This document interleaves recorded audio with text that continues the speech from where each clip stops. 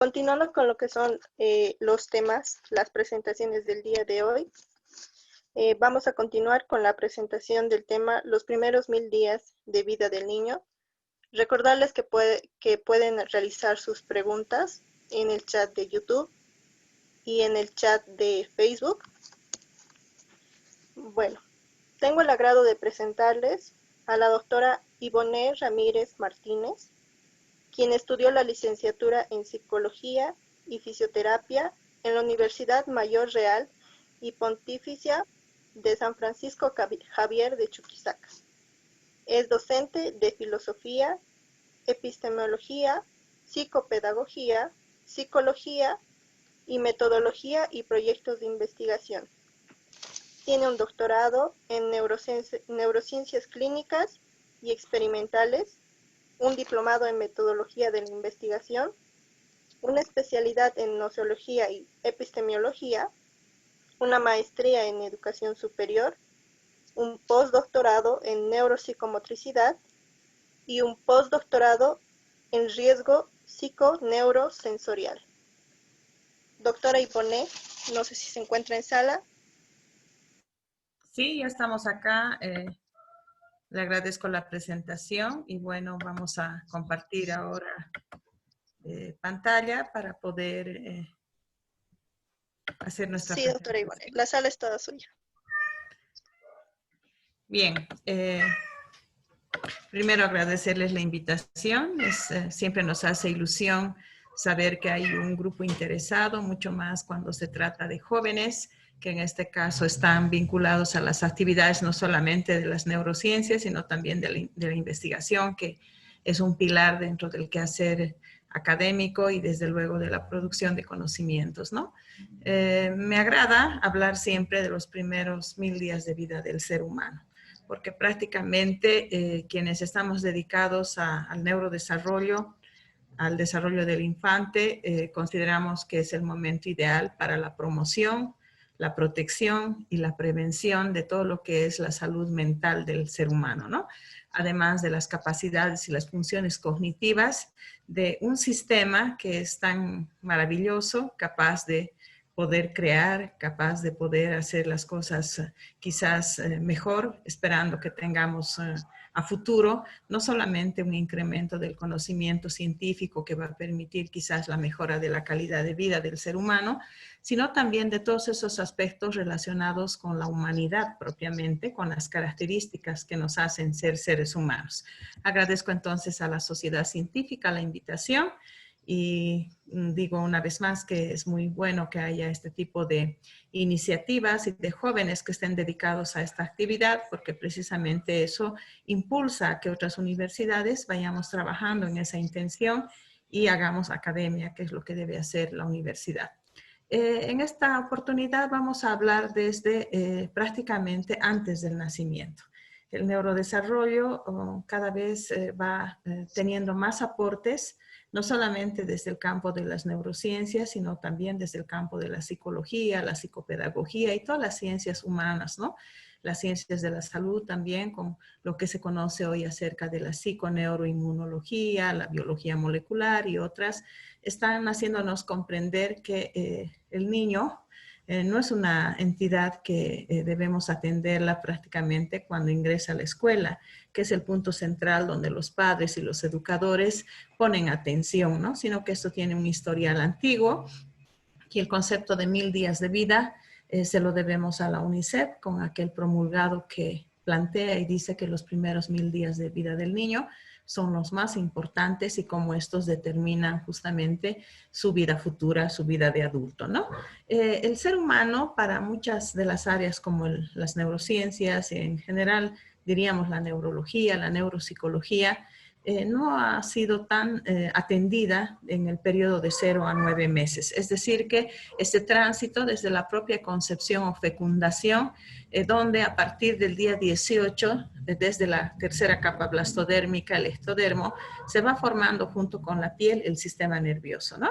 Entonces, esta mujer no sabe que está embarazada, sin embargo, ya está gestando a partir de los 18 días, se está dando la formación del sistema nervioso y que al día 25, ¿no es cierto?, ese sistema nervioso ya empieza a constituirse en todo lo que va a ser un tubo neural, con las primeras capas a formarse, luego de la fecundación, la constitución de la mórula, decíamos, la blástula, y luego la formación de la placa neural. ¿Por qué hablamos en este momento de placa neural?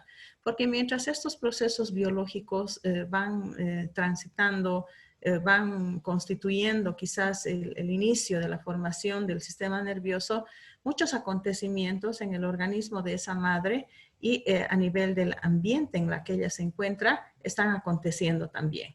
Es decir, que lo que no se conocía antes era toda la influencia química que está sucediendo alrededor y una serie de emociones de un sistema límbico que está actuando en esa madre que está gestando, y mientras el feto, en este caso el embrión, se está formando prácticamente hasta el día 20 con un surco neural que va a ser el que a partir de los días, siguientes días, tercera semana, cuarta semana, va a ir conformándose todo lo que va a ser el tubo neural, el cierre del neuroporo superior y el neuroporo inferior, que va a dar lugar precisamente a toda la formación del encéfalo y a la formación inferior, que va a ser la parte de la médula, ¿no? A nivel de la parte medial vamos a encontrar el cierre de los somitas para la conformación de la columna vertebral.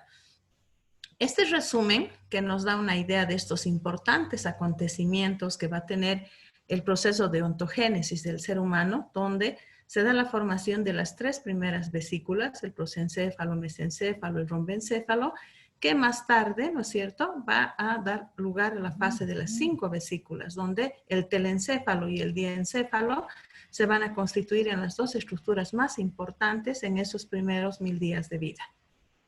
Vamos a ver que alguien nos escribe en el chat, no sea para decirnos muchas veces que no se escucha nada, ¿no es cierto? Bien, perfecto. Alguna vez hemos hablado así con tanto entusiasmo que en el chat media hora después nos han dicho hace rato que no se escucha nada o no se ve nada y entonces es una frustración para el expositor. Bien, entonces decíamos que estas dos vesículas van a ser muy importantes, el telencéfalo y el diencéfalo, por toda esa repercusión, decíamos, que el día de mañana va a tener para el ser humano, ¿no? Una estructura mesencefálica un poco más pequeña y finalmente las estructuras inferiores que van a ser tanto el metencéfalo como el mielencéfalo, que darán a su vez lugar, como vamos a ver, a las formaciones del cerebelo, la médula espinal, la formación del tronco en sí mismo y esta parte más prominente, ¿no es cierto?, la neocorteza o llamado también neocerebro, que es la última evolución que hemos tenido a partir del Homo sapiens sapiens, que nos ha permitido desarrollar una corteza orbitofrontal capaz de planificar, de intencionar, de anticipar, de poder definir, decidir, tomar decisiones, adaptarnos, resolver problemas. Esta corteza que ahora está entrando en disonancia cognitiva, porque cuando teníamos planificada la vacación, qué íbamos a hacer este año, los cumpleaños, la Navidad, el siguiente año, qué íbamos a estudiar luego, dónde íbamos a ir de vacaciones, o sea, todo más o menos en esta sociedad de control ya estaba planificado.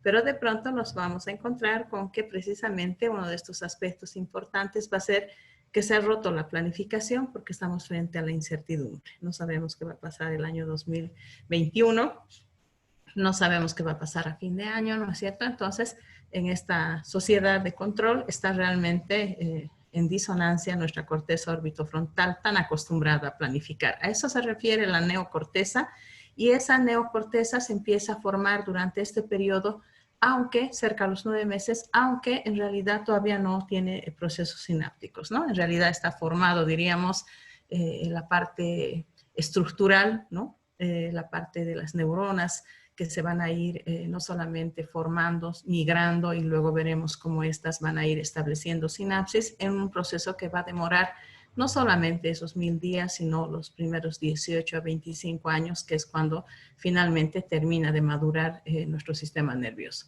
Los ganglios basales, el sistema límbico, que van a estar muy encargados de nuestras emociones, ¿no? De los centros de memoria, los centros que van a almacenar la información, de ahí que eventos biográficos importantes que cursan con miedo, por ejemplo, que cursan con una alta felicidad, van a marcar tanto en nuestra historia y se van a almacenar en nuestra memoria prácticamente algunos recuerdos inclusive que van a acompañarnos durante toda la vida.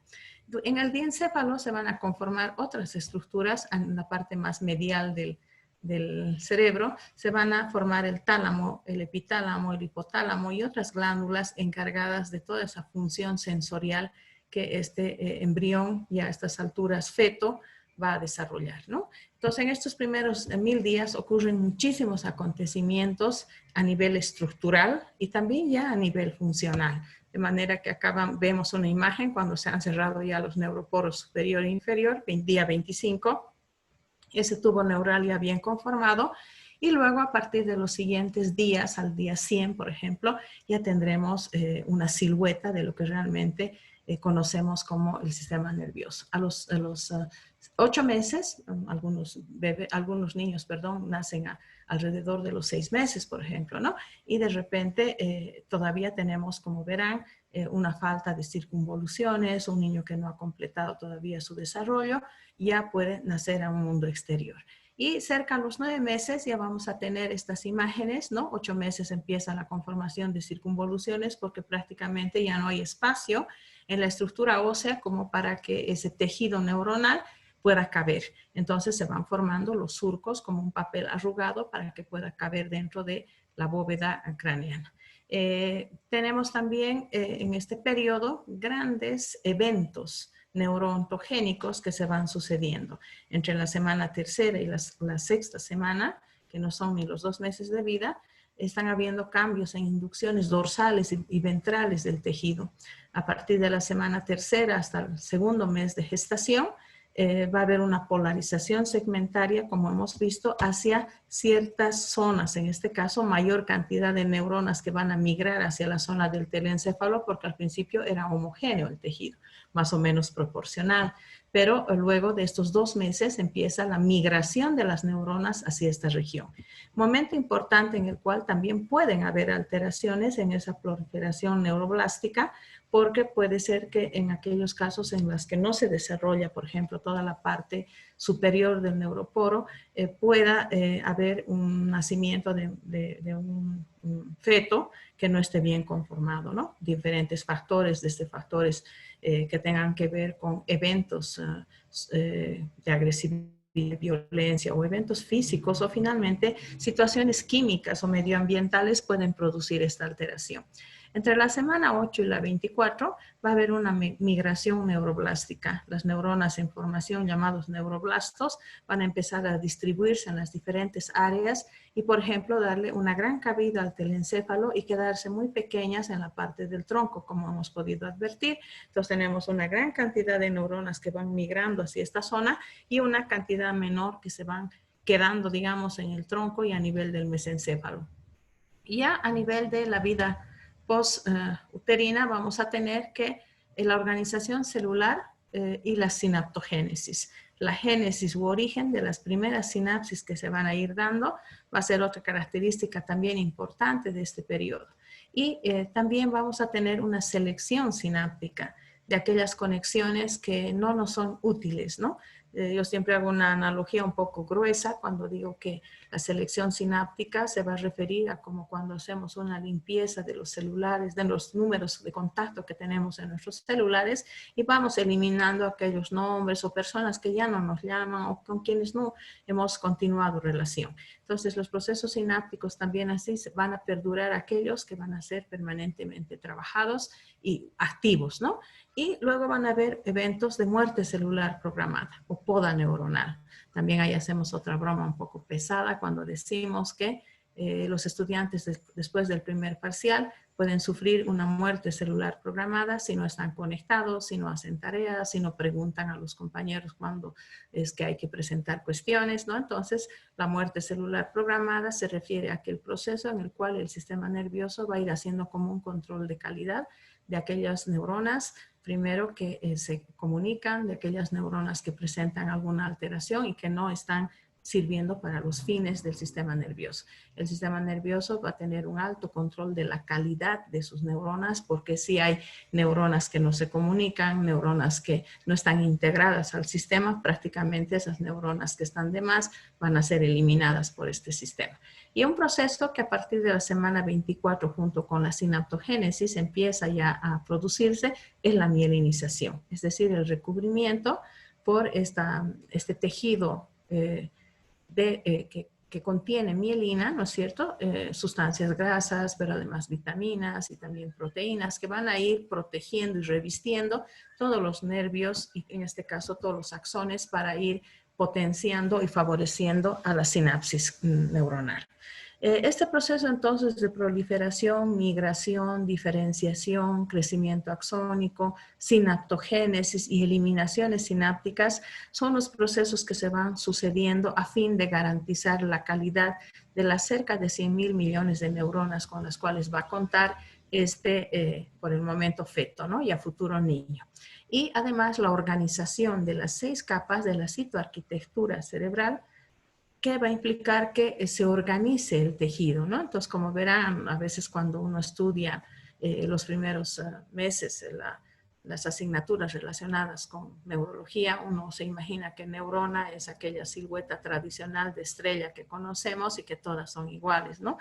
Pero gracias a muchos autores como, por ejemplo, Retzius y Cajal más tarde, a quien le dieron justamente el premio Nobel por haber no solamente hecho un aporte a poder descubrir o poder identificar más bien los tipos de neuronas que hacían a la citoarquitectura, sino sobre todo por ponderar el esfuerzo en un periodo histórico en el cual la tecnología no le ayudaba. Pero se ve que lo que quería, la voluntad de conocer era mucho mayor, que aplicó una técnica de tinciones, lo que le permitió justamente ganar ese premio Nobel y ser, digamos, el neurocientífico español más reconocido de su tiempo, ¿no?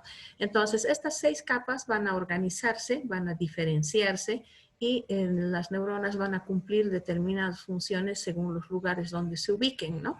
Aunque en algunas zonas tendremos, por ejemplo, más cantidad de neuronas piramidales que por su tamaño, digamos, van a estar predominantemente en las áreas motoras, o de repente más células gliares o más células de Purkinje que van a estar ubicadas en el cerebelo. Casi todo el tejido neuronal va a tener estas 6 capas. Y las características de estas neuronas, que no, esa citoarquitectura no va a ser igual en todos los seres humanos y vamos a ver que hay muchos factores que van a influir en esto. Cuando estos procesos no se desarrollan de la manera esperada, hay muchas situaciones neurotogénicas que pueden producirse, o diríamos teratógenas, eso quería decir, que teratógenos que pueden producirse en este periodo. Entonces, en la tercera o cuarta semana de gestación, por falta de ese cierre completo de los neuroporos y del tubo neural en general, los somitas pueden quedar abiertos, de manera que presentarse desde pequeños, quizás, defectos en el cierre del tubo neural, como los meningoceles, los mielomeningoceles, desde las espinas bífidas, ¿no? A cuestiones más serias como la falta del cierre completo del neuroporo superior y por tanto anencefalias, es decir, faltas completas del encéfalo o protrusiones, salidas del propio encéfalo por una falta del cierre del cráneo, ¿no? También durante esta tercera o cuarta semana pueden producirse trisomías, es decir, un cromosoma extra a nivel de el 13, el 18, o formas teratogénicas que pueden estar manifestando alteraciones en el desarrollo de ese embrión. De la cuarta a la décima pueden presentarse holopresoencefalias, es decir, la falta de división de los dos encéfalos, y por eso el nombre de holo, ser una pieza única donde no podamos diferenciar el hemisferio derecho del izquierdo. También vamos a encontrar causas genéticas, trisomías, por ejemplo, del PAR13, por factores ambientales, la presencia, por ejemplo, de estas afectaciones genéticas por madres diabéticas, la falta de desarrollo del encéfalo como microcefalias, o la presencia, por ejemplo, de afectaciones o secuelas que deja el Zika, por ejemplo, la chikungunya en personas que han padecido estas enfermedades en el proceso de gestación. Megaencefalias, es decir, crecimientos desmedidos de la circunferencia del cráneo, y también otras alteraciones que van a tener que ver con las migraciones que son más frecuentes entre la semana 8 y la 24 de gestación, como las lisencefalias, que son la falta de la, digamos, formación de surcos y giros en el cerebro, y vamos a tener un encéfalo liso, ¿no? Las agirias, que en lugar de formarse los transfinales circunvoluciones que conocemos, por ejemplo, qué sé yo, 4 o 5 a nivel del temporal, tengamos una cantidad ya también exagerada de pequeños giros y no la formación típica de las circunvoluciones que así organizadas cumplen una función en cada uno de los lóbulos, ¿no?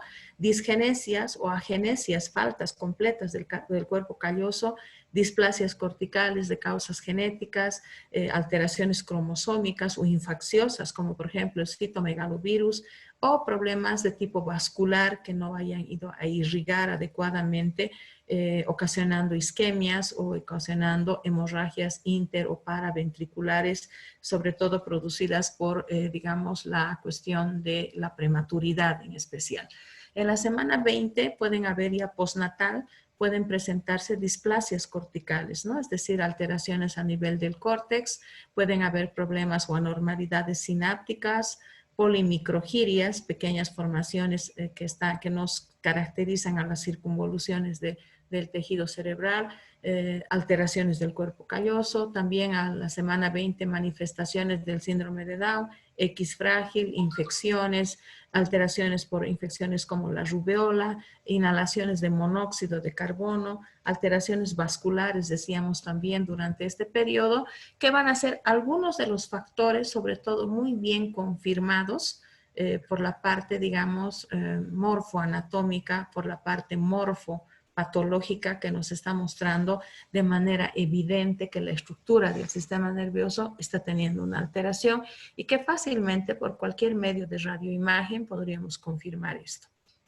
Sin embargo, hay un otro gran cúmulo de situaciones en las cuales la UNICEF hace mucho énfasis, y los organismos ahora dedicados a los temas de infancias, por ejemplo, los aportes de Torres Zuluaga, los aportes de las organizaciones estatales como Chile Crece Sano y otras instituciones, digamos, de mayor renombre internacional, como por ejemplo la OPS, la OMS, han hecho mucho énfasis, están haciendo mucho énfasis en los factores psicosociales, ¿no?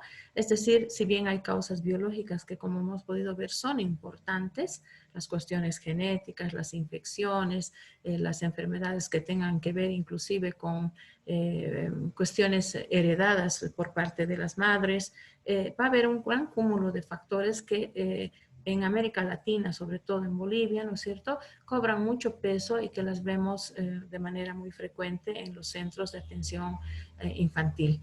Una de ellas va a ser justamente que estos procesos no acontecen suspendidos de la realidad, que el útero materno no es una, digamos, una cápsula, ¿no?, donde se desarrolla esto sin influencia del medio inmediato, que es en este caso la madre, y del entorno que es un ambiente en el cual ella se encuentra. Entonces, la gestación va a empezar mucho antes de la fecundación. La gestación va a ser un proceso en el cual se construye primero la cuna simbólica. Es decir, que cuando la pareja ha soñado o ha decidido o ha pensado de una manera inclusive como juego en tener un bebé, ¿no? A ese concepto que se conoce como cuna simbólica nos estamos refiriendo cuando hablamos de que dos personas, un hombre y una mujer, que a veces son adolescentes, están jugando a que van a tener un hijito. Posiblemente le regalen una mascota o le regalen un llavero o un juguete y le digan, mira, este va a ser nuestro hijito y se va a llamar Manuelito. Y entonces empiezan a jugar y dicen que es del Manuel, nuestro hijo, y cargan al peluche o van, digamos, mimando a la mascota, qué sé yo. Están construyendo una cuna simbólica, porque simbólicamente están pensando en un proyecto de crianza, en algo que piensan llevar adelante. No siempre hablaremos de la pareja como tal, aunque hay muchos estudios que afirman que en el caso del ser humano, existe la necesidad de que se críe, que la crianza sea parental, es decir, padre y madre, ¿no? Sin embargo, hay otros estudios que reivindican y plantean otras situaciones. Pero mantengámonos de momento con la idea de pensar en una pareja que sueña con tener un hijo, ¿no? Entonces, si bien hay factores de riesgo con el nacimiento de ese hijo, con la gestación de ese hijo, donde van a haber factores que posiblemente la pareja no pueda controlar, como por ejemplo la prematuridad, como por ejemplo la hiperbilirrubinemia, como por ejemplo una sepsis, una meningitis o malformaciones del sistema nervioso que, como hemos podido ver, tengan origen genético donde la pareja no puede decidir, ¿no? De hecho, hay causas de riesgo psiconeurosensorial cuando, por ejemplo, hay un daño cerebral o cuando se produce una sepsis o cuando hay un hermano, por ejemplo, y es un embarazo gemelar o cuando la madre tenía alguna enfermedad o una infección que desconocía y ese niño ya ha nacido con una situación de riesgo o en desventaja frente a la condición de cualquier otro niño que no haya tenido estos antecedentes.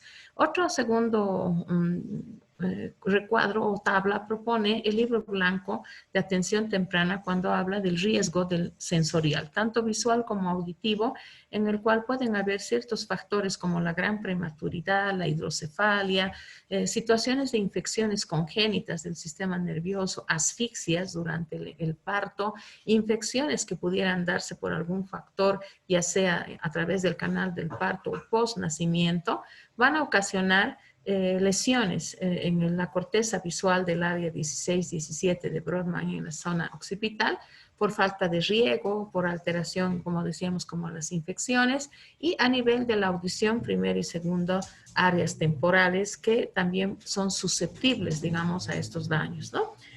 Sin embargo, decíamos, poco se ha estudiado sobre la deprivación económica. Los estudios de la UNICEF a nivel de Latinoamérica han hecho mucho esfuerzo en este último periodo para demostrar que la pobreza es un factor de riesgo, que cuando las familias no tienen un sustento suficiente como para poder mantener a los niños, van a haber ya situaciones en las cuales esto va a perjudicar el desarrollo del sistema nervioso en esos primeros 1000 días de vida.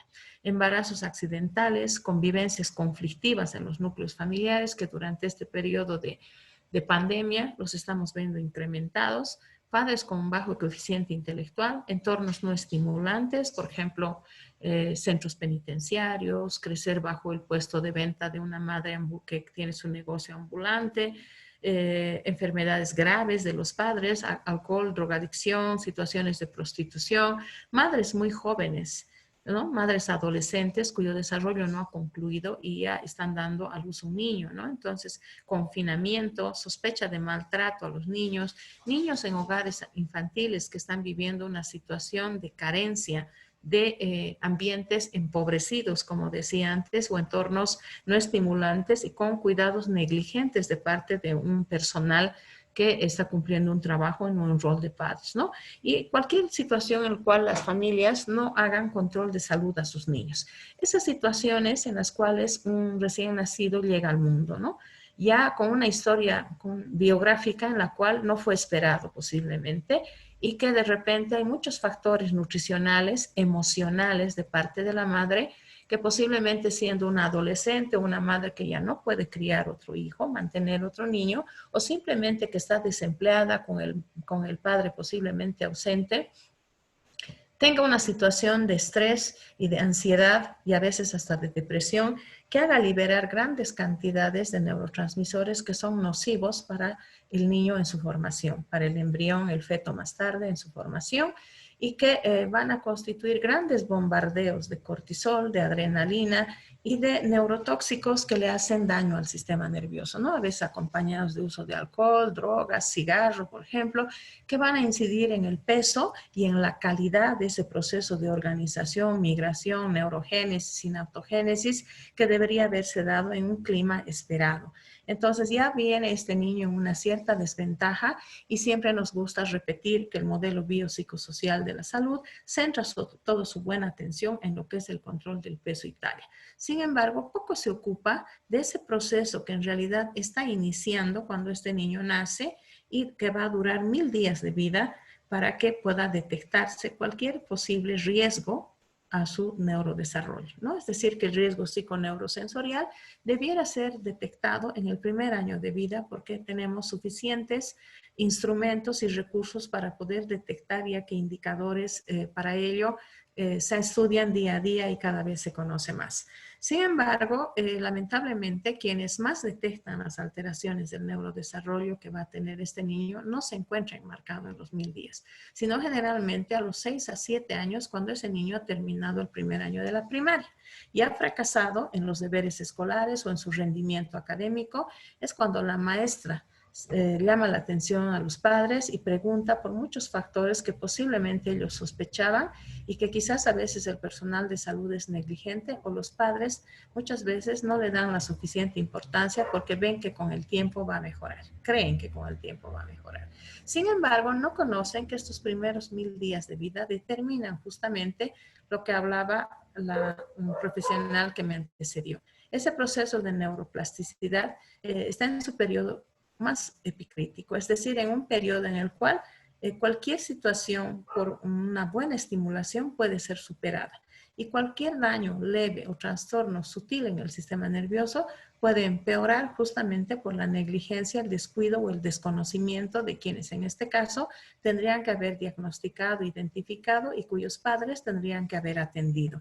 De ahí que este sistema de salud tiene por el momento apartado, que es el anexo 24 y 34 del continuo de la vida de la ley 475, que protege de una manera muy débil el crecimiento, garantiza de una manera muy débil esos primeros 1000 días de vida.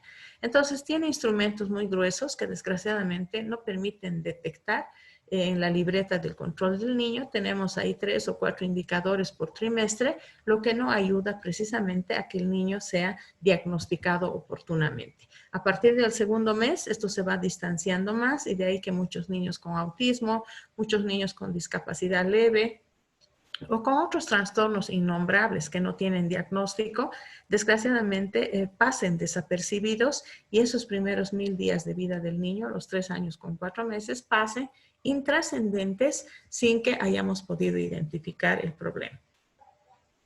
Ese niño no crece abstraído de una realidad. Entonces acá, para que la charla no sea tan monótona, quiero compartir con ustedes esta propuesta que hace la UNICEF para los primeros 1000 días. ¿Por qué son tan importantes los primeros 1000 días de vida? A ver, vamos.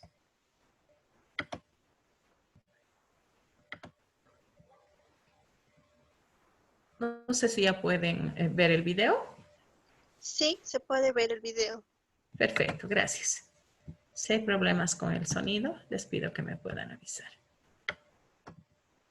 Un periodo más significativo de una persona que puede diferenciar toda su vida. Sin el cuidado y atención apropiada durante los primeros 3 años de vida, el desarrollo puede ser afectado de manera irreversible.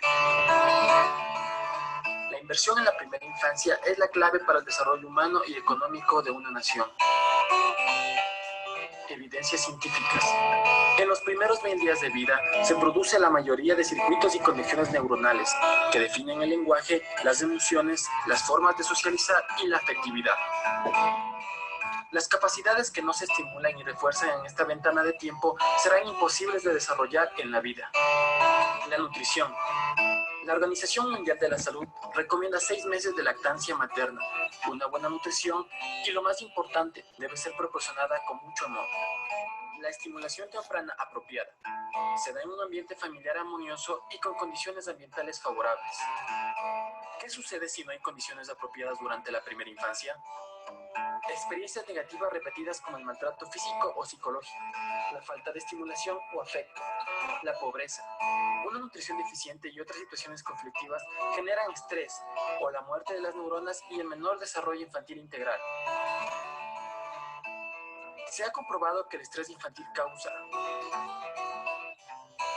afección a los circuitos cerebrales, miedo y ansiedad al ingresar a la escuela frente a experiencias nuevas, problemas de conducta y aprendizaje, menor desarrollo del lenguaje, hiperactividad, problemas de salud mental y bajo rendimiento académico. Las ciencias sociales demuestran que, desde la gestación y en el desarrollo temprano del niño o niña, influye directamente su entorno, las condiciones de vida, la educación de los padres, el entorno físico y social en donde el niño nace, crece, juega y se educa. Los estudios económicos demuestran que la pobreza de las familias desencadena riesgos que influyen en la infancia y pueden desembocar en menor disposición para ir a la escuela, deserción escolar, menores calificaciones para el mercado laboral, un empleo precario y bajos salarios. Asimismo, estos fenómenos pueden resultar en problemas de desadaptación social y marginalidad. En conclusión, un ambiente favorable, más una estimulación apropiada, más el afecto y nutrición en los primeros 3 años de vida, es igual a un adecuado desarrollo cerebral para crear las bases de seguridad y confianza para toda la vida.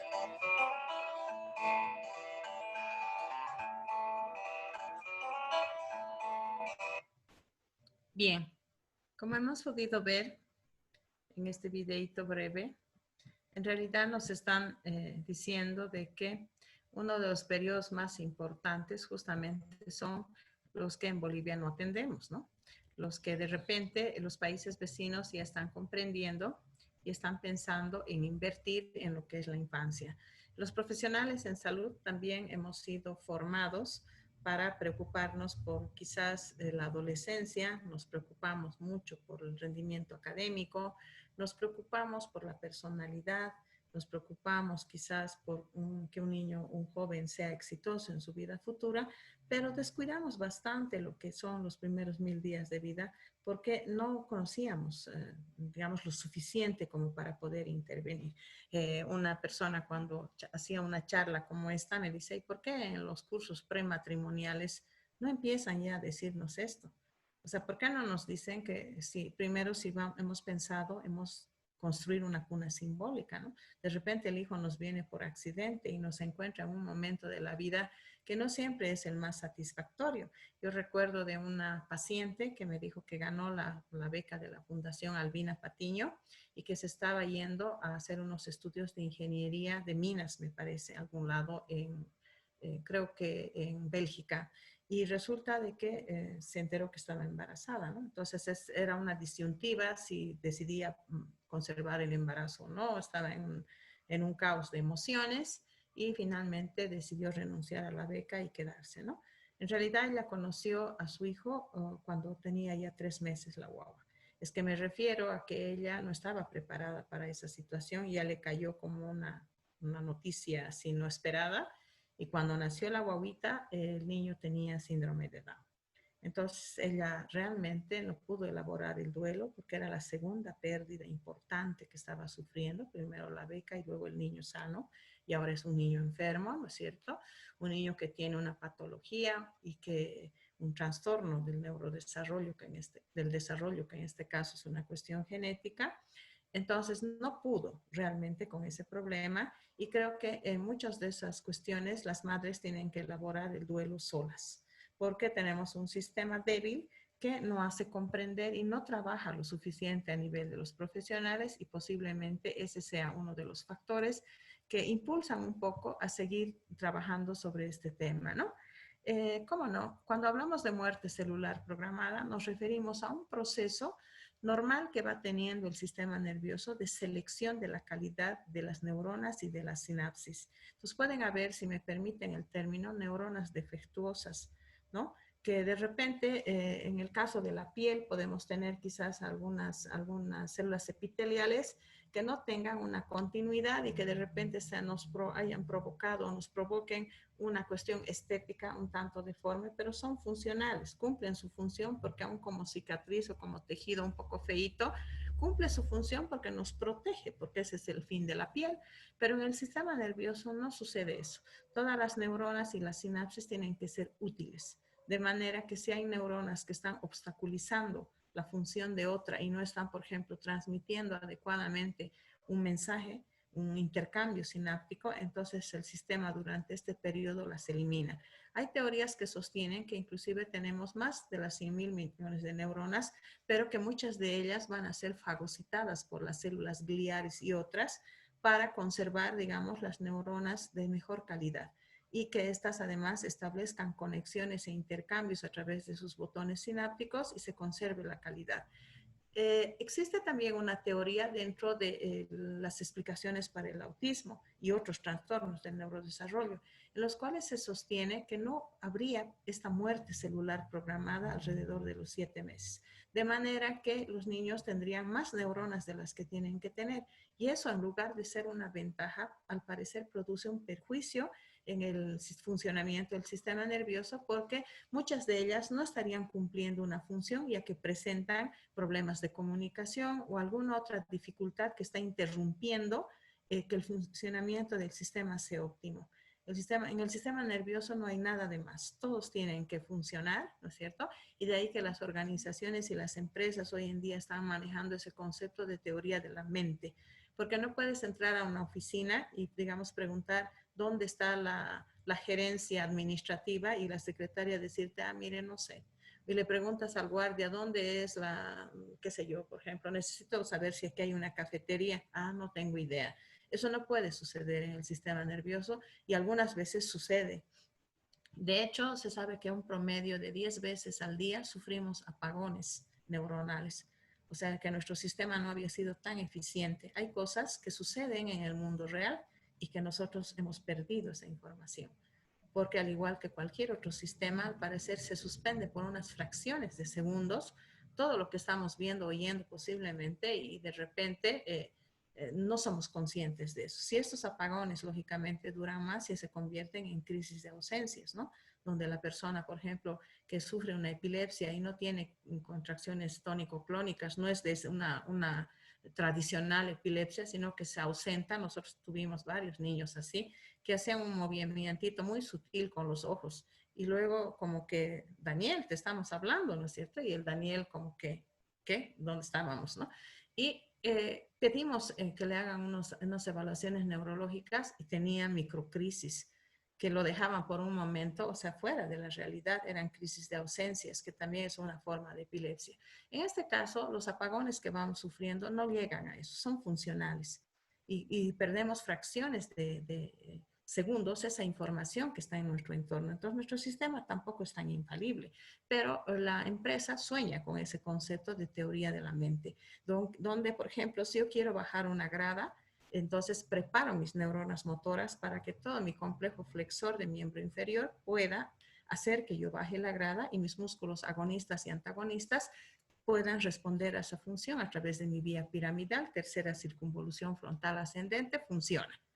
Pero si no me ayuda mi corteza visual, posiblemente yo no pueda calcular la altura de esa grada, entonces seguramente me harían caer, ¿no? Entonces, inclusive hay un filósofo bien interesante que dice, yo no confío en nadie, hasta mis pies me han hecho caer alguna vez, ¿no? Entonces el sistema no es infalible, pero puede ser más defectuoso, si me permiten el término. Seguramente si estuvieran mis compañeros del grupo de Sociología de la Discapacidad me vetarían por utilizar semejante palabra, pero me estoy queriendo hacer entender para decir que si el sistema no es funcional, ¿no es cierto?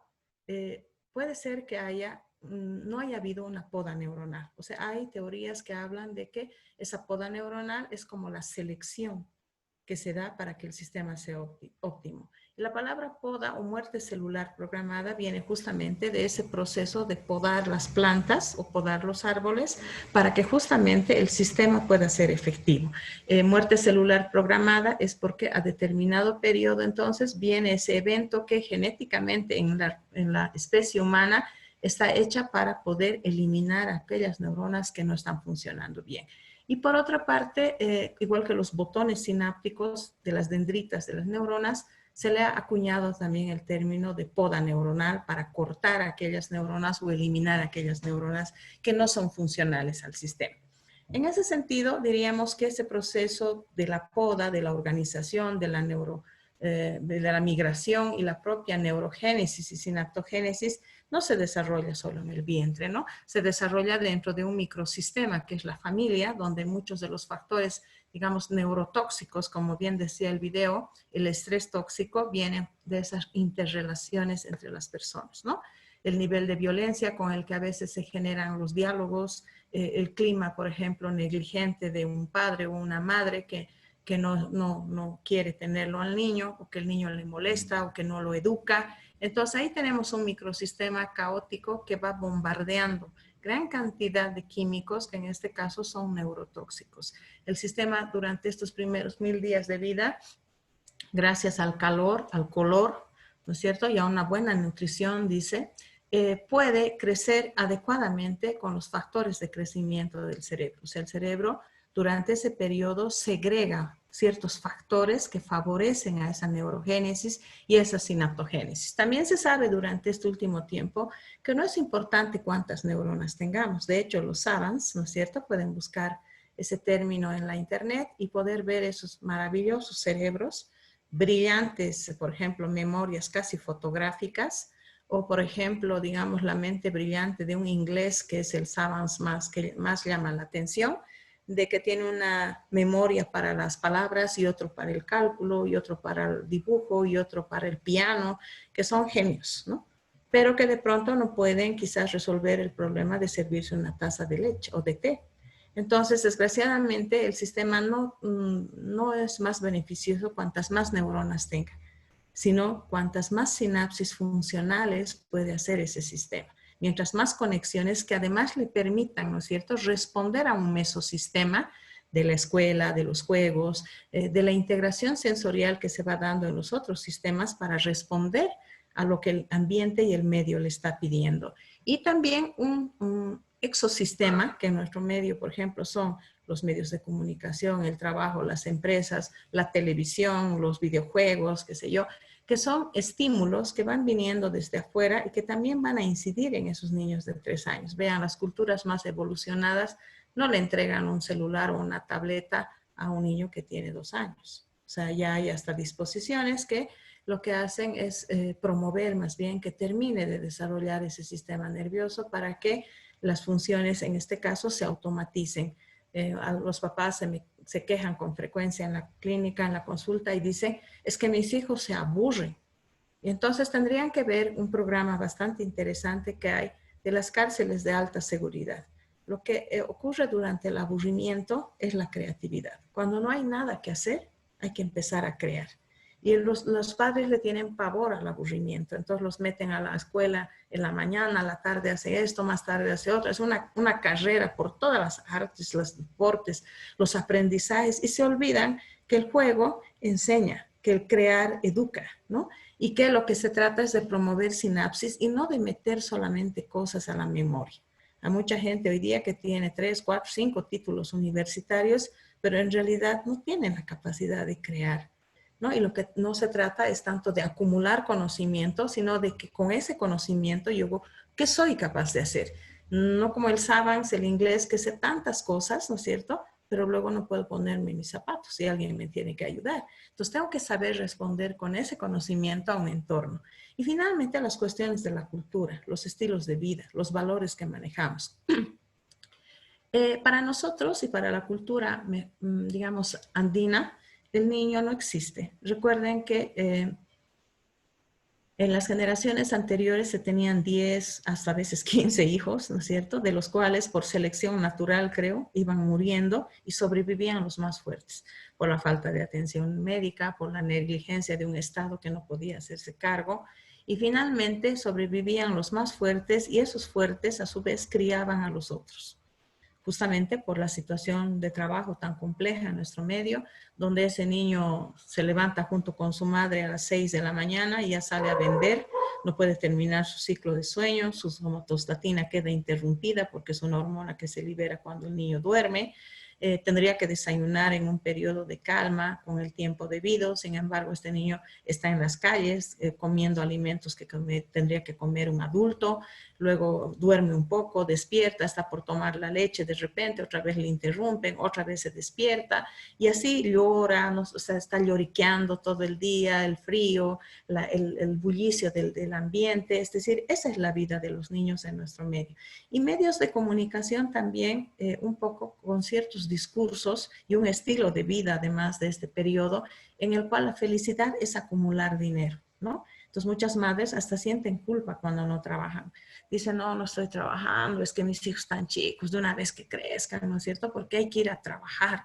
Y ahora hemos visto que podemos tener dinero y también podemos quizás correr el mismo destino que corre una persona que no tenía ningún dinero, porque una situación como la que estamos viviendo puede finalmente terminar nuestros días en igual de condiciones que otros. Dicen que la muerte es la instancia más justa que hay, ¿no? O sea, no respeta ricos, pobres, o sea, si tienes que terminar tu vida, desgraciadamente termina. Y eso no, este mismo discurso de cómo los valores, por ejemplo, en sociedades como los Países Bajos, donde un año tiene, 6 meses creo tiene permiso la madre y en los otros 6 meses puede tener el padre y pueden elegir, también desarrolla paternidad responsable, ¿no? Los estilos de vida muy centrados en el adulto, el niño no existe, les decía, porque había una gran mortalidad infantil y los hacía recién niños cuando estos empezaban a caminar, empezaban quizás a ir a la escuela. Entonces, antes de eso el niño no existía. Entonces, depende también de la cultura y cómo un medio completamente inhóspito, agresivo, un clima violento es en el que nos encontramos, donde las condiciones en las cuales estos primeros 1000 días de vida están transcurriendo, pues hacen que las cifras que nos ha mostrado la UNICEF en el video sean evidentes. Es decir, que el pronóstico para que estos seres humanos el día de mañana sean sujetos integrados no es bueno, debido a que son condiciones hostiles en las cuales estamos viviendo, en que las personas, digamos, en esta situación de pobreza que ha sido la causa mayor precisamente para hablar de que la infancia no se garantiza como una infancia segura, se debe principalmente a estos factores económicos, sociales que están afectando. Entonces, el video de la UNICEF, los Zuluaga, Basso y otros autores actuales señalan que los primeros meses de vida, ¿no es cierto? Va a ser fundamental la nutrición a la que le damos tan poca importancia, al calor que se refiere justamente al afecto, al apego que debe haber con el niño y a la estimulación que éste debe recibir para que esa calidad de crecimiento neuronal sea adecuada, para que esos procesos de neurogénesis y naptogénesis puedan desarrollarse en ambientes propicios sin perder de vista siempre ese mesosistema que es el que rodea, ¿no? Para esto han surgido muchos conceptos de atención temprana, lo que quiere decir ese conjunto de intervenciones que van a estar dirigidas a la población infantil de 0 a 6 años, pero además a su familia o a su entorno, porque diríamos que uno de los factores importantes que afectan es el bajo conocimiento que existe de las familias, el bajo nivel de formación de las madres. Hay muchas publicaciones que a menor desarrollo educativo de las madres, el pronóstico para el crecimiento adecuado de los niños es peor, ¿no es cierto? Y que los entornos poco gratificantes, entornos violentos, sobre todo en este tiempo, porque hemos naturalizado también la violencia. De pronto uno en este tiempo más que nunca siente la hostilidad de la gente en una fila de compras, de repente en un banco, o sea, la gente está liberando demasiada adrenalina y cortisol dada la situación y eso no se enmarca solamente en nuestra función laboral, sino se extiende y a veces se potencia dentro de nuestras familias. Hay una colega, la doctora Acebey, Rosario Acebey de la Universidad de Querétaro en México, que en el mes de octubre, me parece, un evento de mujeres justamente va a compartir todo lo que son los ambientes violentos en la población mexicana, que no se diferencia mucho de la nuestra, ¿no es cierto? Y cómo las parejas en este periodo se están separando, se están divorciando, debido precisamente a que la situación del estrés, la ansiedad, etcétera, no la estamos pudiendo manejar y una de nuestras víctimas más fáciles son los niños, son desgraciadamente, las personas indefensas a las cuales podemos maltratar y se está viendo en las estadísticas reflejada esta situación, ¿no? Diríamos que estos 1000 días de vida del niño, dice, se habla de atención temprana cuando podemos hacer estas intervenciones que consideren la globalidad del niño, que no solamente nos aboquemos al control de talla-peso, porque hemos tenido grandes avances, o sea, ya muchos niños no mueren por enfermedades prevalentes de la infancia y también quizás los niveles de nutrición están mejorando, aunque no del todo, porque no tenemos estilos de vida saludable y porque a veces preferimos una bolsa a los productos naturales o de repente la situación situaciones laborales le roban al niño justamente la lactancia materna y la importancia que ésta va a tener en el primer año de vida, en los 2 primeros años de vida. Entonces, cuando hablamos de riesgo psiconeurosensorial, nos estamos refiriendo a proteger al niño de todos esos factores a los que hemos hecho mención para que ese sistema no solamente reciba calor, nutrición, reciba además estimulación, sino que haya un ambiente mayor que es el de la familia, el de la sociedad en su conjunto, que permita justamente brindar al niño mejores oportunidades. Y uno de esos elementos importantes es el riesgo psicosocial, ¿no? Entonces vemos con mucha frecuencia que el apego es una categoría que quizás se desatiende en nuestro medio, ya que no estamos, el cuidador primario no está en el momento para poder prestar la contención y el afecto debido a ese niño, ¿no? Y brindarle ese equilibrio emocional que hoy en día se sabe va a ser básico para poder favorecer al aprendizaje. Se sabe ahora que el hipocampo y la amígdala, sobre todo el hipocampo, el centro de la memoria, ¿no es cierto?, va a ser un centro que va a estar muy afectado cuando las situaciones del medio ambiente son hostiles. Entonces vamos a ver que nuestra cultura no conserva esos valores de dar mensajes claros, por ejemplo, a los niños y siempre tener que tolerar, por ejemplo, al niño la majadería y después reaccionar violentamente, quizás agrediéndolo físicamente, ¿no? Entonces muchos papás son permisivos y no dan reglas claras al niño y cuando ya están enojados o un día que llegan de mal humor, a la primera le dan un golpe al niño. Entonces son mensajes disonantes que lo que están provocando son niveles de estrés, situaciones de angustia al niño y eso perjudica el crecimiento de las neuronas. Entonces, importante que ese apego, dice Basso, empiece con el apego desde el vientre materno, la construcción de esa cuna simbólica que se va afianzando entre los 2 a 6 meses y de ahí la importancia de la paternidad responsable, por ejemplo, en nuestro medio.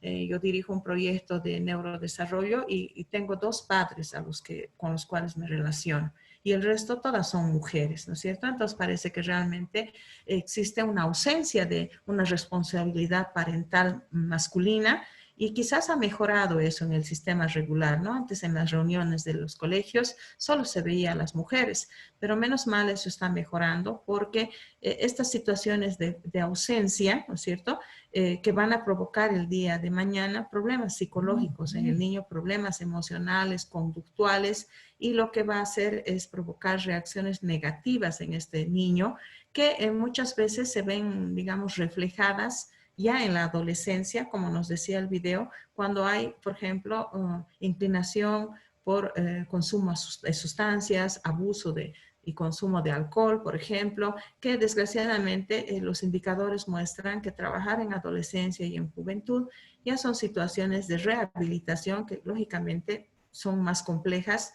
No podemos decir que son imposibles, pero sin embargo son muchas más caras para el sistema, para las familias en todo caso, porque no tenemos políticas muy amplias para la protección de la salud mental y situaciones en las cuales quizás el niño que ha tenido carencias en esa relación vinculante con sus figuras de identificación primaria, como son los padres, van a tener situaciones inclusive de apegos inseguros, ¿no? Situaciones que pueden llevar sin duda a lo que van a ser apegos desorganizados con conductas que pueden estar muy relacionadas con quizás las cuestiones delincuenciales, las conductas antisociales, porque además son niños que en muchos casos han recibido quizás situaciones de maltrato, de abuso y quieren reproducirlo primero o quizás con mascotas, con sus pares y posiblemente en la edad adulta sean sujetos antisociales, delincuentes y otros que van a ser justamente nocivos para una sociedad. Entonces, esa globalidad, cuando se habla de prevención, es importante hablar con la familia. Ahora hemos terminado una publicación con la doctora Sagrario Pérez de la Cruz, justamente comentando que en el proyecto habíamos seguido el modelo biomédico, es decir, trabajando con el niño y las madres, que son las que concurren, desgraciadamente ser solo acompañantes del niño. Y nosotros enfrascados siguiendo el modelo biomédico, nos hemos olvidado de empoderar a las madres. Y las madres se han puesto en una situación de confort, así como cuando se lleva un reloj para reparar, decir, por favor, hágamelo hablar, ¿no? o yo he pensado traerle aquí porque me han dicho que es un centro de referencia y quisiera que me lo hagan un poquito más despierto, ¿no? Entonces somos nosotros los que vamos a arreglar. No ha faltado más de una vez que alguna persona nos ha dicho y cada día hay que traerle y no habrá algún suero o alguna inyección que le puedan colocar.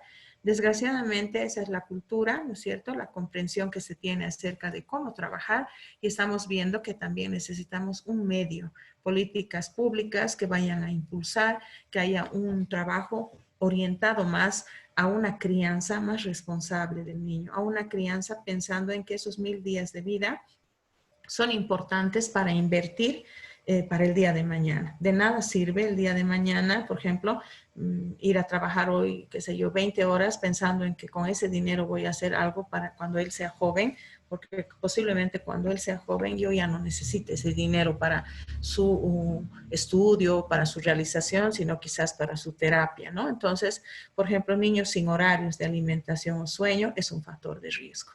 Niños que sus necesidades de afecto no están cubiertas y se crían con la abuelita, con el tío, con el primo, no está bien. Niños que pasan muchas horas solos o sin sus padres al cuidado de terceros no es muy adecuado. Niños sin necesidades, sin higiene cubierta, ¿no es cierto? A veces nos llegan al consultorio, lo miramos al papá, lo miramos al niño y no parece el hijo, ¿no? Porque realmente el padre no se ocupa de su hijo. Niños inactivos, aquellos niños que ya presentan algún déficit, niños que están creciendo en relaciones que son con una segunda pareja, también ese va a ser un factor que va a tener que ver en esto de la crianza responsable, porque tenemos una tendencia a pensar culturalmente que cuando no es el hijo, digamos, consanguíneo, el trato es desaventajado para eso, ¿no? Niños no deseados también va a ser otro factor importante. Y vamos a ver que niños que pasan constantemente en situaciones en las cuales hay llanto, hay posición, una conducta negativista, desafiante, niños irritables. Entonces, esas situaciones que a veces no llaman la atención de los padres, ¿no? Figuras en las cuales las tendencias más bien sean quizás a considerar al niño una carga, a esperar que de una vez crezca, que es un molestoso, que hay que cargarlo, hay que llore un rato, o sea, y no quiere decir que todo el rato esa atención sea quizás a no dejar que el niño también sufra pérdidas, ¿no? Que me refiero a decir que sufre pérdidas es cuando se frustra porque, por ejemplo, ya ha terminado la hora de jugar y hay que guardar los juguetes. Y si el niño no entiende esa situación es porque los padres inicialmente no le han explicado. Y de pronto han alzado los juguetes y han tirado la caja y ahora ya a dormir de una vez. Entonces, lógicamente, falta mucha educación para poder criar a los niños, ¿no? A veces dicen, no, ¿qué sabe? Pues es chico, no escucha, no sabe, no entiende, él ni nos está oyendo. Los niños están oyendo todo y repiten muchas cosas que los padres a veces ignoran. Con relación a la familia, importante, ¿no es cierto?, la salud mental de las familias. En otros estados se puede quitar inclusive la tenencia de un niño si es una mujer que emocionalmente no es estable. O sea, si es una mujer que, por ejemplo, tiene mal humor permanente, tiene una inestabilidad, tiene depresión, es una madre que el Estado toma la custodia del niño y se lo quita. Aquí, desgraciadamente, lo quitamos al niño cuando el niño ha sido envenenado, el niño ya ha sufrido quemaduras y ha sufrido golpes, porque no se cuida la salud mental de las madres. Porque cuando esa madre no lleva al consultorio al mes de control en la posta de salud o en el puesto de atención primaria, el personal biomédico tiene que indagar en el riesgo que constituye esa mujer para su niño. Las carencias económicas es una transversal, o sea, está presente siempre. De hecho, ahora en un trabajo que estamos haciendo sobre salud mental y pandemia, la principal preocupación que la gente tiene no es el virus, es el problema económico, es el problema laboral, ¿no? Entonces, esa situación es muy típica de América Latina y no solo de Bolivia. Los datos en Colombia, Argentina, Chile dicen lo mismo, que un 60 y tantos % de la población está preocupada que tras la pandemia nos venga el problema de la pobreza que ya la estamos viviendo, ¿no es cierto? No dice tengo miedo a la muerte, digamos. Primero tengo miedo a morir de hambre, es la preocupación. Problemas educativos en uno o ambos progenitores, de ahí que se tiene que seguir promoviendo lo que es la educación de los padres para que comprendan este mensaje de que los primeros 1000 días de vida implican invertir en el niño. ¿No? Antes de la pandemia hay que ir a España, hay que ir a no sé dónde para que yo ahorre dinero para mi hijo. Ese es un concepto errado. Ese es un concepto errado porque al hijo le hace falta más que los dineros que vas a mandar, le hace falta tú. Familia con muchos hijos, ¿no? Tener muchos hijos es difícil porque entonces vemos en los mercados, en las calles, cómo las madres finalmente acaban encargando la educación de los hijos a los hijos mayores, de los menores a los mayores. Antecedentes de malos tratos que los padres hayan recibido en su infancia y tiendan a reproducir. Con la licenciada Carolina Maldonado hicimos algún momento un taller sobre apego con cuidadores en centros de atención de niños en custodia. Y nos dimos cuenta que los cuidadores algún momento habían sufrido maltrato. Entonces, lógicamente, una interna de la Universidad del Valle indagó sobre el tipo de apego que tenían los cuidadores. No podemos dar lo que no tenemos. ¿Cómo puedo dar yo un apego seguro, conformar un apego seguro si yo en mi infancia he pasado situaciones de duelo que tengo que elaborar? Situaciones de abuso de alcohol, drogas, ausencia de uno de los progenitores está considerado por la UNICEF como una situación de riesgo. Entonces es importante también trabajar ese tema, ¿no es cierto? Porque les decía, hay corrientes más feministas que hablan de un discurso contrario. De todas maneras, son temas de polémica, de discusión, no tomarlos como recetas, sino justamente debatirlos. Situaciones de los orfanatos, ¿no? Los centros de acogida, o cuando las familias están en situaciones que, en este caso, tienen acogimiento familiar también. Relaciones de pareja conflictivas son fatales por el tema emocional que esto provoca a los niños y que va a provocar además a futuro porque son relaciones tóxicas que no acaban fácilmente.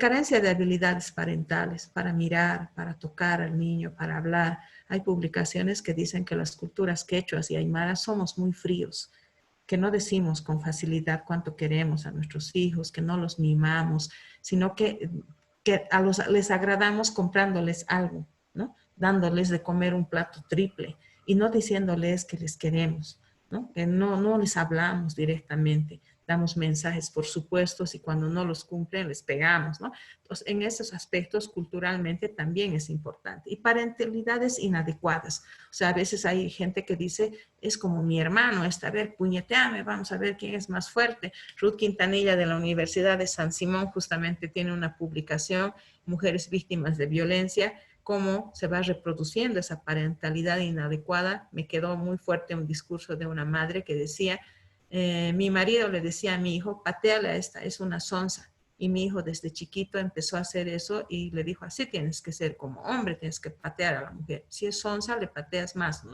Entonces, esas parentalidades son negativas también porque están dando discursos que en todo caso, no por el hecho solamente, digamos, de género o el hecho feminista, sino por el hecho de que estamos criando con violencia. Esos discursos estamos enseñando al niño y cuando pateamos a alguien, aún una persona que está infringiendo y cometiendo violencia, para patear hay que segregar mucha testosterona, hay que segregar en el caso de los niños mucha adrenalina, mucho cortisol. Entonces, esos neurotóxicos no le permiten al sistema nervioso desarrollar en estos primeros 1000 días de vida de la manera óptima, ¿no? Me dejes, Ana, no me dejes. Con relación al entorno, también Sí, diríamos, alguien nos está boicoteando, ¿no? En los primeros 1000 días de vida, por ejemplo, es muy importante también cuidar el entorno. No llevar al niño a ambientes, por ejemplo, donde hay, qué sé yo, ensayo de la banda, ¿no ve? Al bebé ahí abajo. O va a haber no sé qué cosa, al bebé como un muñeco bajo la mesa en la fiesta y las personas, todo el ambiente vibrando. Muchas cuestiones, por ejemplo, de fiestas durante la noche. El niño tiene que descansar porque libera, vuelvo a repetir, factores de crecimiento del cerebro y también somatostatina. Lugares donde haya inhalantes, vibraciones, falta de apoyo familiar en nuestro medio, la falta de red familiar para familias migrantes es un gran problema, porque no hay con quién compartir, inclusive seguir pautas de crianza de las abuelas, la tía, la comadre, qué sé yo, y los migrantes sufren mucho esto porque no tienen su red extensa. Consideración social de maltrato también. Muchos de estos entornos, ¿no es cierto?, piensan que hay que educar pegando siempre. Aquí nos vuelve a repetir lo que es la red extensa de otros familiares que ayuden en la educación, sobre todo de madres primerizas, que a veces los miman mucho, de madres muy añejas, ¿no? Entonces, el primo, el tío, nos dan una pauta de cómo es que hay que criar y tenemos un referente de cómo nuestro hijo está desarrollando. falta de recursos, juguetes, objetos. Hay casas en las cuales, por ejemplo, no solo en niños, hasta en jóvenes, no hay libros. Entonces, ¿cómo luego ese niño puede gustarle la lectura? Si, digamos, el papá tirado en la televisión le dice, haz tu tarea, ¿no es cierto? ¿Y tú qué haces para darle un ejemplo? El niño lo único que quiere es dejar los cuadernos y ir a la televisión contigo, porque eso le estás enseñando. Alto índice de violencia, delincuencia, victimización, entornos sociales que rechazan al niño, ¿no es cierto? Nuestra cultura rechaza al niño, ay, este nada puede ayudar, es un estorbo. Entonces el niño crece creyendo que realmente es un estorbo. Vivienda con déficit de espacio y condiciones. Hay un arquitecto en Santa Cruz, que es brasilero, ha hecho un estudio sobre las favelas y muestra en un experimento social que ha hecho cómo cuando se organizan, aunque sea pequeños espacios, si se le da un rincón al niño para que aquí tú duermes, aquí tú comes, aquí tú guardas tus juguetes, los niños crecen más organizados que cuando es un cuarto donde todo es todo, ¿no es cierto? Entonces el arquitecto muestra cuán importante es la organización que provoca también una organización mental. Aquí duermo, aquí como y más aquí al ladito hago mis tareas. Entonces, eso me permite también tener una mejor educación a futuro, ¿no? Luego, viviendas compartidas donde no se puede salir al patio, que se enoja el dueño de casa, o sea, siempre con un guardián allá afuera, con miedo de gritar, miedo de saltar, esas condiciones de hacinamiento donde al final los niños son como adultos que ven todo, oyen todo. Entonces, esas situaciones que son tan propias de nuestro entorno, que a veces niños pequeños, o sea, imitan, por ejemplo, situaciones y experiencias sexuales de los adultos, o sea, esas experiencias que los niños no deben vivir. Entonces, finalmente, hay unas propuestas de este arquitecto que hasta tenían, digamos, unas cortinas de hule hechas, porque eso no piensan los adultos en algunos contextos y olvidan que los niños no tienen que estar expuestos a ese tipo de estímulos, ¿no? De borracheras, de situaciones desagradables que se llevan al grupo de amigos, ahí farrean en el cuarto, es decir, no tenemos, o sea, una concepción clara de lo que constituye el crecimiento de uno de los sistemas más importantes que a futuro no va a determinar solamente, digamos, que él sea el día de mañana un profesional, sino que además va a determinar la calidad de su salud mental.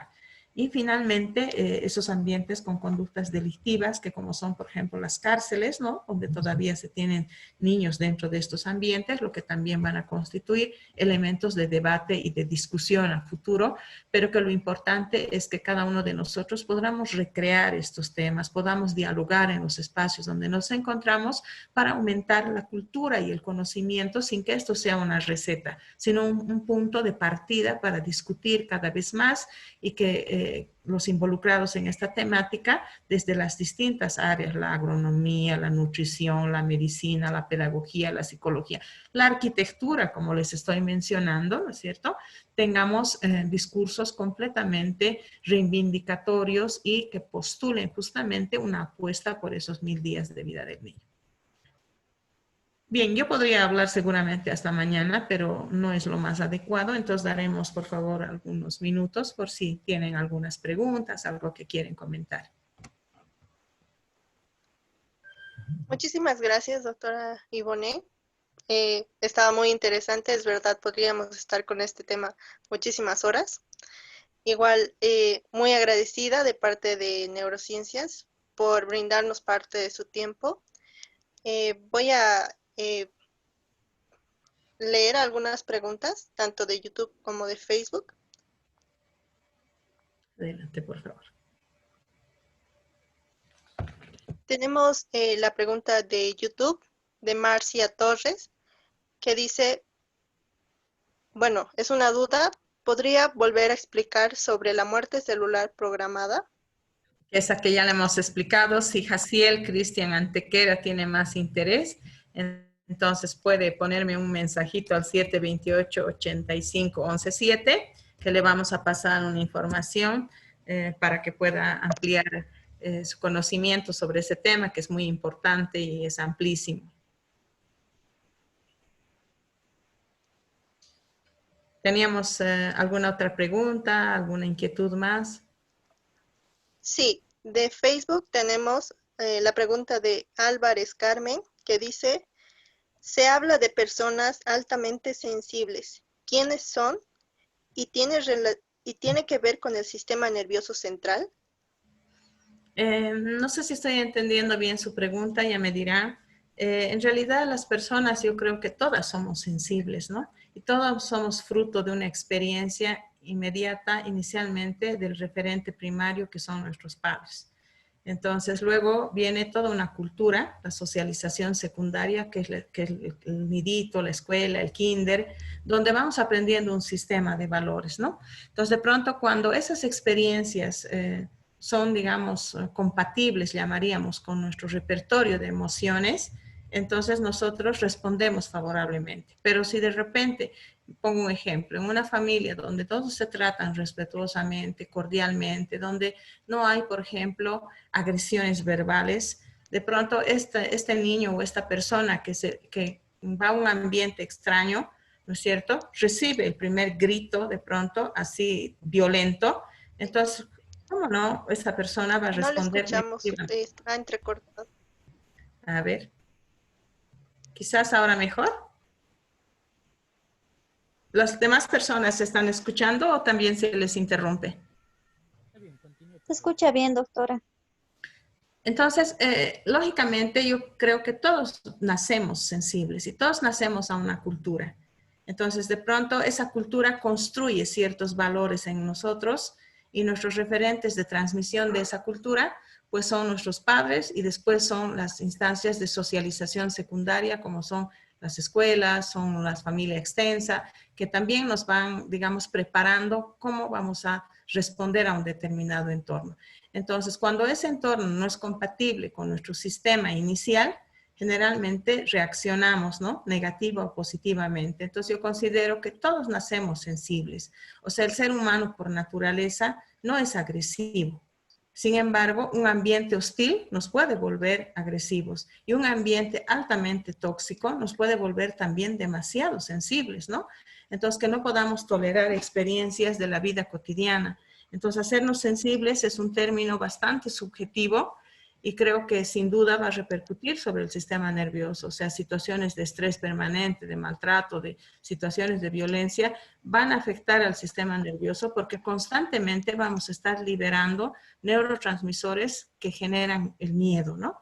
La amígdala, por ejemplo, el hipotálamo, tienen neurotransmisores que, por ejemplo, responden a la agresividad. Y lógicamente respondemos de dos maneras extremas a la agresividad. Si hay una situación de amenaza, o atacamos o huimos. Y lógicamente niños, por ejemplo, que constantemente han sufrido maltrato, van a tender a la huida. Y otro grupo va a tender a la agresión, inclusive a veces ante situaciones que no son amenazantes, pero que las entiende como amenazantes porque siempre está a la defensiva, pensando que el otro siempre le va a atacar. Esto, por ejemplo, se ve mucho del apego inseguro y las relaciones, por ejemplo, de apegos ambivalentes en las relaciones con las parejas. O sea, si ha habido un apego inseguro con los padres, hay una tendencia también a pensar que esa misma situación se va a replicar con las parejas, por ejemplo, las celotipias, ¿no? Si ese niño, la figura vincular, el padre, la madre, lo han dejado varias veces sin notificarle, se han ido al trabajo sin avisarle, hay una tendencia que cuando la pareja no comunica algo es porque nos va a dejar. O sea, otra vez nos va a dejar. Y ese elemento hay que trabajarlo mucho porque en la adolescencia esa sensibilidad al abandono, por ejemplo, se vuelve a repetir y a la agresividad también. Lógicamente en la psicología nada es una ley. Puede haber personas que han sufrido, han sido víctimas de mucha violencia. Y ahí está la decisión y la voluntad humana de decir, yo eso no voy a hacer, eso que me hicieron a mí, yo no voy a hacer. Y desde luego hay grandes testimonios y teorías desde el existencialismo y el humanismo que van a sostener eso. Pero una gran cantidad de personas van a tender a repetir esos patrones. No sé si era lo que quería preguntar.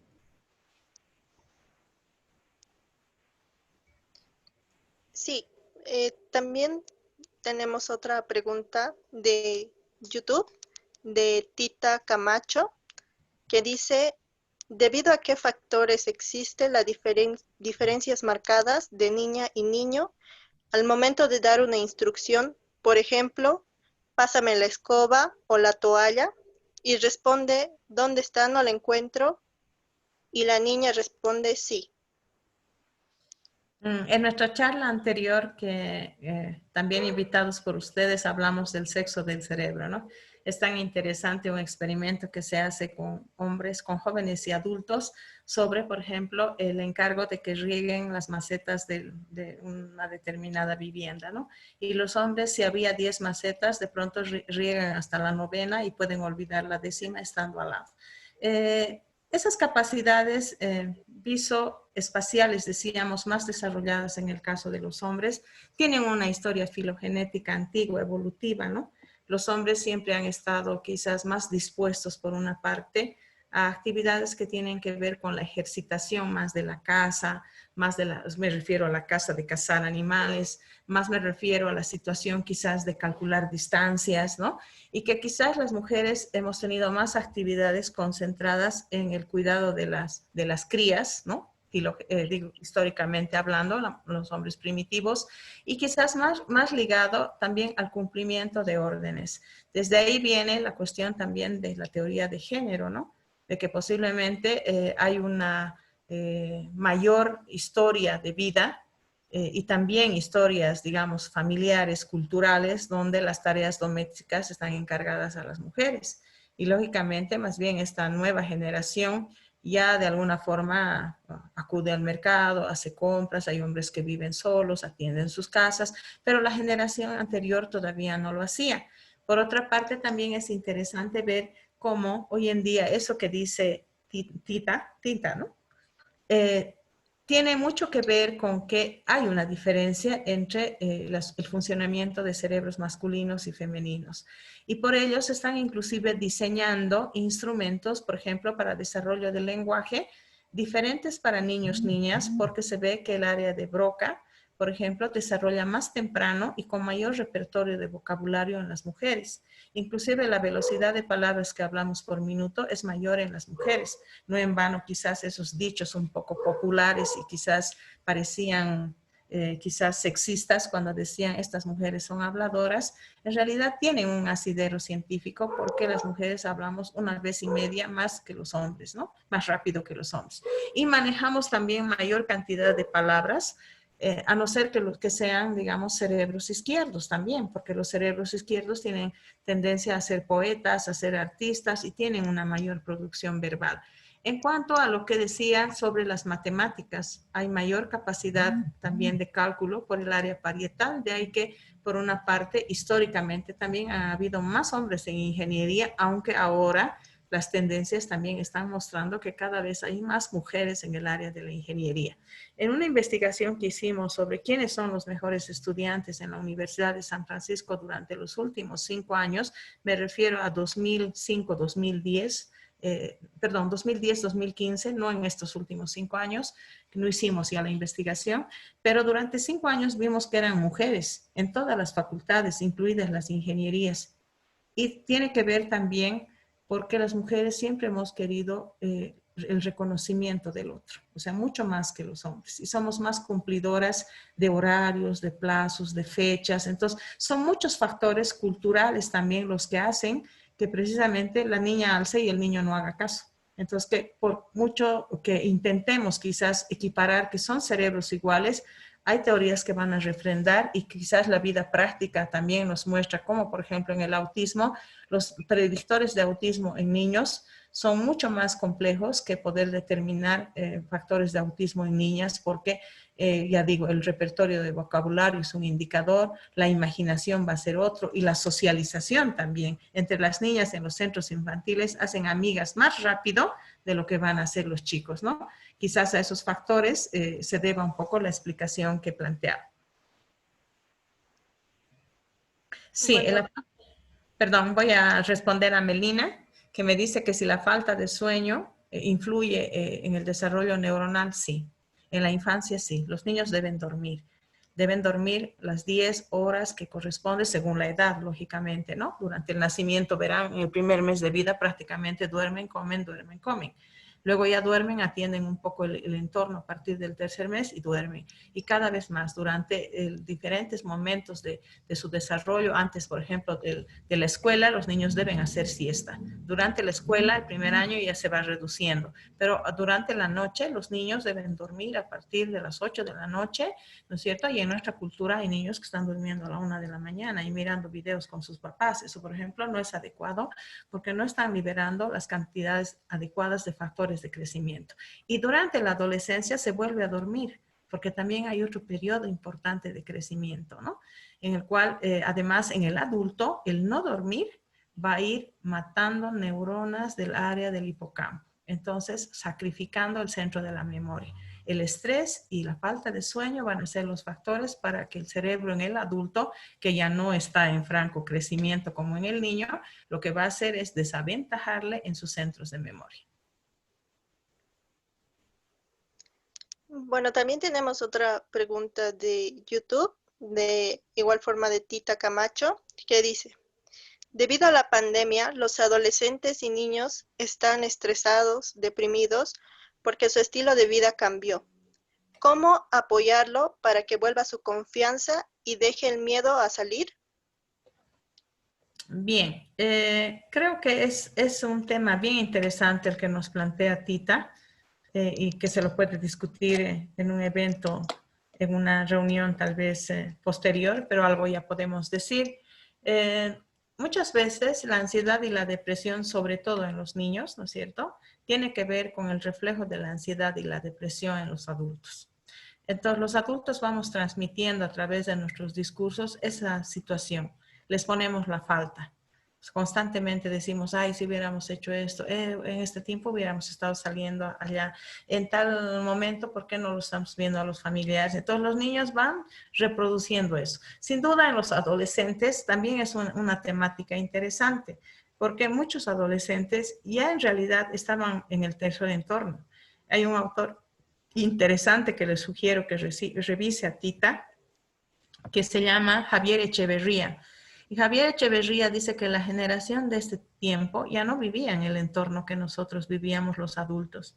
Vivían ya en el tercer entorno. Y el tercer entorno llama Echeverría aquel mundo virtual, en el que prácticamente ni siquiera ya son ellos, son avatares que se colocan, son personajes que asumen. Y ya nos pasa a nosotros los docentes universitarios que cuando queremos dar clases no activan ni su micrófono ni siquiera su cámara, no sabemos ni quiénes son. En realidad tenemos ahí un perfil de una persona que él quiere ser, ¿no? Un personaje en el que se coloca. Y esto habría que indagar más bien por otra línea, porque ellos ya prácticamente enamoraban, se relacionaban, tenían videojuegos en línea, o sea, todo hacían por la internet. Inclusive dentro de la casa se ponían mensajes por WhatsApp, baja a cenar entre hermanos. O sea, ya gritar a tu hermano, dile que baje y no escuchabas ningún grito.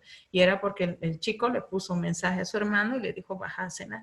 Y así se relacionaban. Entonces, habría que indagar en ese grupo de adolescentes si no son más bien los factores familiares y los discursos dentro de la casa los que están influyendo posiblemente en esta situación. Entonces, yo veo más por ese lado que por el lado de que hubiera, digamos, una situación de ansiedad, de estrés o depresión en los jóvenes, porque muchos jóvenes con los cuales, digamos, el entorno inmediato yo me relaciono, no veo que haya cambiado su hábitat. O sea, siguen nomás haciendo partidas nocturnas, siguen haciendo videojuegos en línea, siguen comunicándose por WhatsApp, ni siquiera utilizan mucho los recursos de videollamada, si los que tienen familiares cercanos pueden ver. Más todo es en un mundo así de texto, ¿no? No sé si es la experiencia que tienen y claro que me gustaría, por ejemplo, indagar en estos jóvenes que menciona Tita, si no hay otros factores más que están relacionados con esta temática de la ansiedad y la depresión. En el caso de los niños, casi me atrevo a asegurar que son discursos extendidos de los padres o familiares inmediatos. Muy bien, tenemos también otra pregunta de YouTube, de Marcia Torres, que dice, ¿los programas de bits de inteligencia promueven las sinapsis neuronales en niños de meses? Han habido muchas producciones ambiciosas respecto de, inclusive recordarán, hacer escuchar a los niños música clásica. Ha habido unos japoneses que aprendían ejercicios matemáticos dentro del vientre materno, pero lo que se sabe a día de hoy, no sé si realmente el día de mañana cambie lo que estoy diciendo, pero a día de hoy lo que se conoce es que en realidad durante el primer año de vida, el niño es sensorio motor, que lo que tiene que hacer es hacer ingresar información visual, auditiva, táctil, propioceptiva, vestibular, olfativa, ¿no es cierto?, gustativa, que son los canales de ingreso de la información hacia la alimentación de un sistema que en el segundo año, ¿no es cierto?, va a tener un cableado interesantísimo porque van a ya a sentarse las capacidades de desarrollo motriz, si es un niño que anda, pero además es un niño que habla, ¿no? Y es un niño que empieza, para el cual empieza a existir el otro. Entonces empieza a socializarse. Entonces, cualquier otro programa de estimulación un tanto así artificial, llamaremos, ¿no? No ha sido todavía demostrado en su eficacia. O sea que según mi criterio, lo que le hace falta al niño, sosteniendo lo que dice Zuluaga, Basso y otros autores, como Boita, por ejemplo, es que las experiencias durante los 2 primeros años de vida tienen que ser prácticamente sensorio-motrices. Que ese niño cuando completa ese desarrollo sensorial y motriz con armonía, ese niño no necesita nada artificial, ¿no es cierto?, para poder estimular su sistema nervioso. Muy bien, vamos a finalizar con un comentario que se realizó de Susana Elena Camacho Calderón, que dice: lamentablemente, en casos de riesgo para el niño y su desarrollo por consumo de alcohol y agresiones entre los progenitores, la Defensoría de la Niñez se niega a separar al niño de los padres, aun siendo evidente el riesgo que corre el niño de ser también agredido. Tal como señala su intervención, es muy adecuada porque desgraciadamente ya lo decíamos, ¿no es cierto? Se hacen cargo las instancias judiciales cuando el niño ya a veces está sin vida, cuando ya el niño requiere internación. Desgraciadamente tenemos un sistema y unas políticas de protección a la infancia muy débiles, muy mal diseñadas. Por ejemplo, los centros de custodia, ¿no es cierto?, que muchas veces han demostrado en nuestro país tener conductas negligentes, abusivas e inclusive casi criminales con los niños. Desgraciadamente, después de unas cuantas intervenciones han seguido funcionando. Estos centros, nosotros tenemos la experiencia con el proyecto de estar cercanos a 2 centros y realmente son una preocupación enorme porque los chicos que van creciendo en estos centros, me refiero a jovencitas, adolescentes de 13, 14, 15, 16 años, son los que a veces están a cargo del cuidado de los menores. Entonces realmente no los quieren, están cansadas, los cuidan de lunes a lunes, los maltratan. Además hay inclusive cuestiones raciales: este es negrito, feíto, este choquito sí es mi hijo, a él sí le voy a dar el alimento, a él sí le voy a cargar, este feo que llore. O sea, hasta este tipo de situaciones. Creo que acá tengo algunos de mis estudiantes en la sala. Muchas veces varios de ellos casi ni han querido regresar porque son centros bien duros para crecer. Y esos centros, desgraciadamente, el día de mañana van a poner a la ciudadanía, ¿no es cierto?, a la población, estos niños que están creciendo en semejantes condiciones tan dolorosas que a veces pueden sufrir esos maltratos, como señala la persona que ha intervenido, desde padres negligentes y abusivos hasta situaciones institucionales y hasta religiosas en las cuales se dan también esta situación. Entonces miren cómo un Estado contemplativo, ¿no es cierto?, no tiene políticas más serias y más duras a veces contra estas personas que van maltratando a los niños, ¿no? Inclusive ser negligente es una Bueno, forma. doctora, esas eran las preguntas. Muchísimas gracias por la presentación, por darnos su tiempo nuevamente. Espero contar con su apoyo para siguientes simposios realizados de parte de nosotros, Neurociencias. Janet, te cedo la palabra. Muchas gracias, licenciada Ivonne. La verdad sí nos ha servido de mucho a miles de personas que han estado conectadas. Muchas gracias por su exposición hoy día. A ustedes agradecerles y bueno, con gusto para cualquier otra experiencia de poder compartir cuestiones referidas a la neuropsicología, pues va a ser un agrado dirigirme a una población además tan interesada en estos temas que son apasionantes para varias áreas. Y bueno, un agradecimiento especial al ingeniero Denis, con quien siempre estamos compartiendo inquietudes. Que pasen buenas noches. Buenas noches, licenciada. Hasta luego. Buenas noches, doctor. Buenas noches. Buenas noches, un gusto.